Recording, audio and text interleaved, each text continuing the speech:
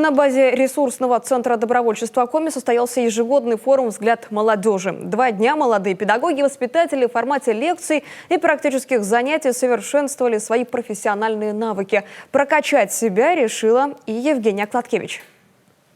Молодость, мудрость и мотивация – слова, определившие взгляд молодежи в этом году. Задача форума – дать участникам не только знания, но и шанс на максимальное взаимодействие. Обмен знаниями и опытом – один из ключей высокого профессионализма. Это потрясающее мероприятие, потрясающее место с очень умеющими организовать деятельность людьми. Прокачали общение, раскрыли, раскрепостили. Взгляд молодежи проводится в Коми с 2013-го. Впервые в этом году его участники – молодые педагоги и воспитатели по ту сторону образовательного процесса. Они изучают основы тайм-менеджмента, лайфхаки для повышения стрессоустойчивости, а также методы построения доверительного общения с учениками.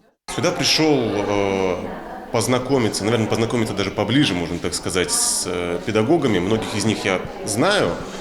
Ну вот форум дал такую возможность еще с ними пообщаться в такой более неформальной атмосфере. На площадках 5 коучей. В первый день вместе с участниками они работают над умением креативно мыслить и нестандартно подходить к организации учебной деятельности. Второй день посвящен мотивации. Обсуждение одной из главных проблем педагогики сегодня – как сформировать в подростках любовь и стремление к учебе. Это очень интересная, современная форма нетворкинга, обмена информацией, получения новых знаний. Появляются очень интересные мысли, креативные идеи. Мы с вами знаем, что креативное мышление – это сейчас тренд и тенденция, которую необходимо развивать. Вот все то, что мы показываем здесь участникам, даже моменты с открытием, с нетворкингом, работа с менти, работа там с презентациями и так далее, это все то, что они могут использовать в своей работе. Мы как бы условно своим форматом проведения и наполнением форума показываем им те возможности, которые есть у них здесь сейчас в Сыктывкаре бесплатно, которые они могут брать и привносить в свои организации.